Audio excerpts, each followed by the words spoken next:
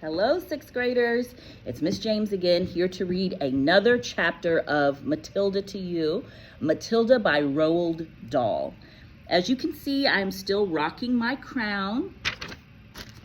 And yesterday during the fire drill, it did fly away. Yes, it did. It flew away. And Giovanni, he saved it for me.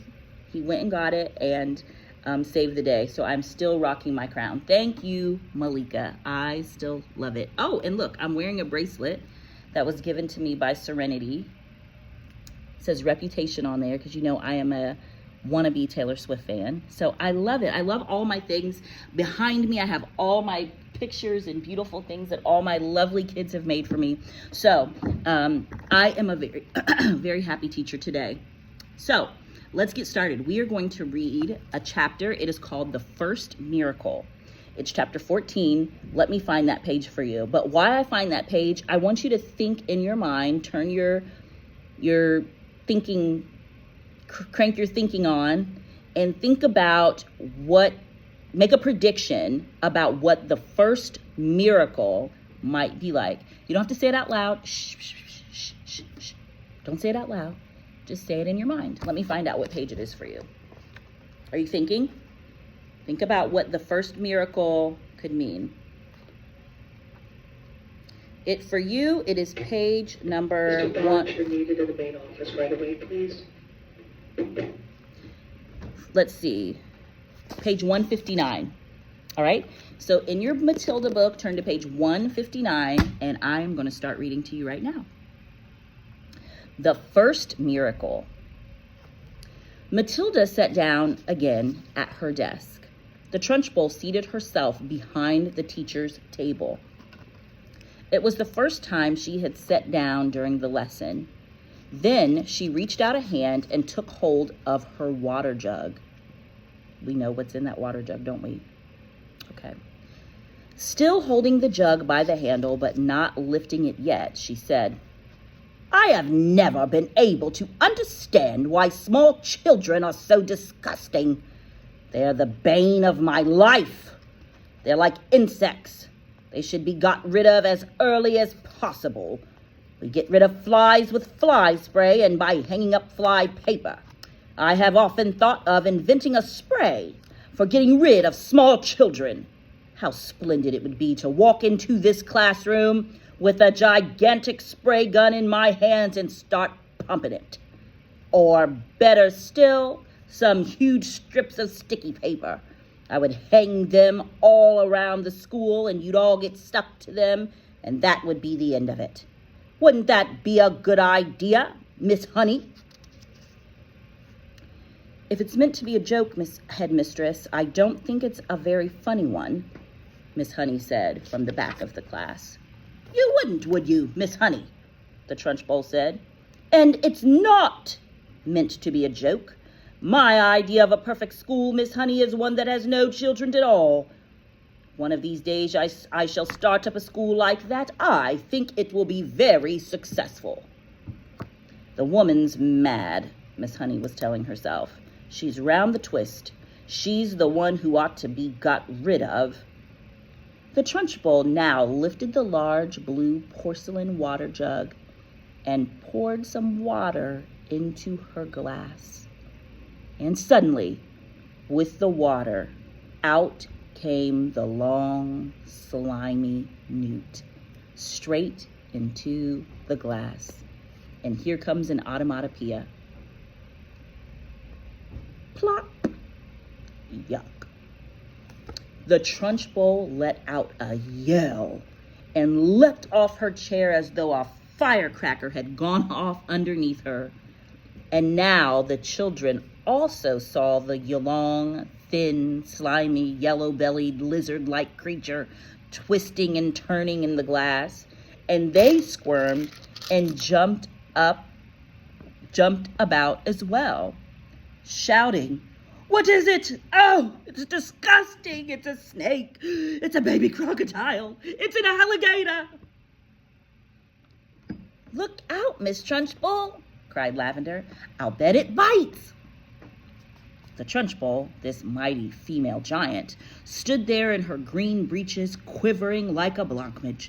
She was especially furious that someone had succeeded in making her jump and yell like that, because she prided herself on her toughness. She stared at the creature, twisting and wriggling in the glass. Curiously enough, she had never seen a newt before. Natural history was not her strong point. She hadn't the faintest idea of what this thing was. It certainly looked extremely unpleasant. Slowly, she sat down in her chair. She looked at this moment more terrifying than ever before. The fires of fury and hatred were smoldering in her small, black eyes. "Matilda!" she barked. "Stand up." Uh-oh. "Who, me?" Matilda said. "What have I done?" "Stand up, you disgusting little cockroach." "I haven't done anything, Miss Trunchbull. Honestly, I haven't. I've never seen that slimy thing before." "Stand up at once, you filthy little maggot." Reluctantly, Matilda got to her feet. She was in the second row. Lavender was in the row behind her, feeling a bit guilty. She hadn't intended to get her friend into trouble. On the other hand, she certainly was not about to own up. "You are a vile, repulsive, repellent, malicious little brute," the Trunchbull was shouting. "You are not fit to be in this school. You ought to be behind bars. That's where you ought to be. I shall have you drummed out of this establishment in utter disgrace. I shall have the prefects chase you down the corridor and out of the front door with hockey sticks. I shall have the staff escort you home under armed guard, and then I shall make absolutely sure you are sent to a reformatory for delinquent girls for the minimum of 40 years. The Trunchbull was in such a rage that her face had taken on a boiled color, and little flecks of froth were gathering at the corners of her mouth. But she was not the only one who was losing her cool. Matilda was also beginning to see red. She didn't in the least mind being accused of having done something she had actually done. She could see the justice of that. It was, however, a totally new experience for her to be accused of a crime that she definitely had not committed. She had absolutely nothing to do with that beastly creature in the glass. By golly, she thought that rotten Trunchbull isn't going to pin this one on me. "I did not do it!" she screamed. Uh-oh. "Oh, yes, you did!" the Trunchbull roared back. "Nobody else could have thought up a trick like that. Your father was right to warn me about you." The woman seemed to have lost control of herself completely. She was ranting like a maniac. "You are finished in this school, young lady," she shouted. "You are finished everywhere.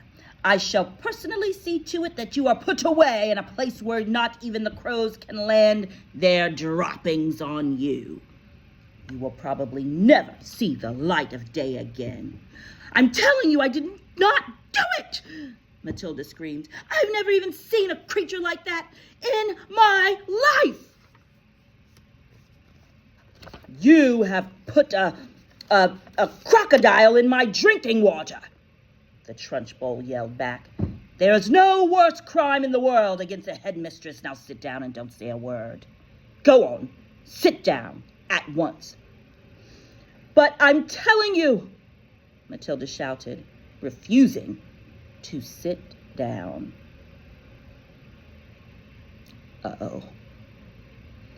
"I am telling you to shut up," the Trunchbull roared.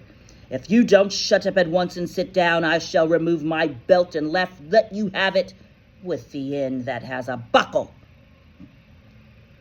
Slowly, Matilda sat down. Oh, the rottenness of it all, the unfairness. How dare they expel her for something she hadn't done? Matilda felt herself getting angrier and angrier and angrier. So unbearably angry that something was bound to explode inside her very soon. The newt was still squirming in the tall glass of water. It looked horribly uncomfortable. The glass was not big enough for it. Matilda glared at the Trunchbull. How she hated her. She glared at the glass with the newt in it. She longed to march up and grab the glass and tip the contents, newt and all, over the Trunchbull's head. She trembled to think what the Trunchbull would do to her if she did that. The Trunchbull was sitting behind the teacher's table, staring with a mixture of horror and fascination at the newt wriggling in the glass. Matilda's eyes were also riveted on the glass, and now, quite slowly, there began to creep over Matilda a most extraordinary and peculiar feeling. The feeling was mostly in the eyes. A kind of electricity seemed to be gathering inside them. A sense of power was brewing in those eyes of hers. A feeling of great strength was settling itself deep in her eyes. But there was also another feeling, which was something else altogether, and which she could not understand. It was like flashes of lightning. Little waves of lightning seemed to be flashing out of her eyes. Her eyeballs were beginning to get hot, as though vast energy was building up somewhere inside them. It was an amazing sensation. She kept her eyes steadily on the glass, and now the power was concentrating itself in one small part of each eye and growing stronger and stronger. And it felt as though millions of tiny little invisible arms with hands on them were shooting out of her eyes toward the glass she was staring at. "Tip it," Matilda whispered. "Tip it over." She saw the glass wobble. It actually tilted backwards a fraction of an inch and then righted itself again. She kept pushing at it with all those millions of invisible little arms and hands that were reaching out from her eyes, feeling the power that was flashing straight from the two little black dots in the very centers of her eyeballs. "Tip it over," she whispered again. "Tip it over." Once more, the glass wobbled. She pushed harder still, willing her eyes to shoot out more power. And then, very, very slowly, so slowly she could hardly see it happening, the glass began to lean backwards, farther and farther and farther backwards until it was balancing on just one edge of its base. And there it teetered for a few seconds before finally toppling over and falling with a sharp tinkle onto the desktop. The water in it and the squirming newt splashed out all over Miss Trunchbull's enormous bosom. The head mistress let out a yell that must have rattled every window pane in the building, and for the second time in the last 5 minutes, she shot out of her chair like a rocket. The newt clutched desperately at the cotton smock where it covered the great chest, and there it clung with its little claw-like feet. Yuck.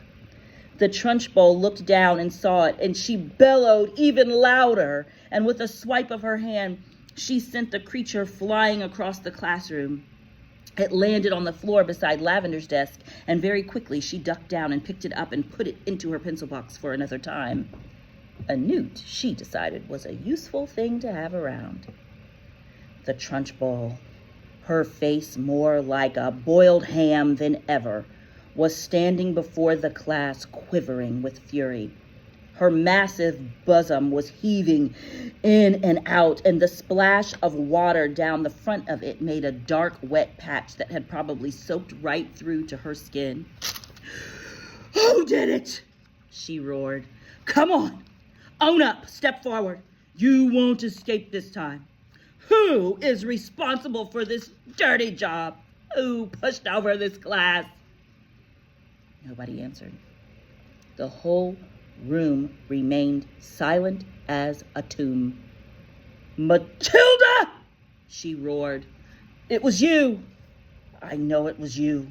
Matilda, in the second row, sat very still and said nothing.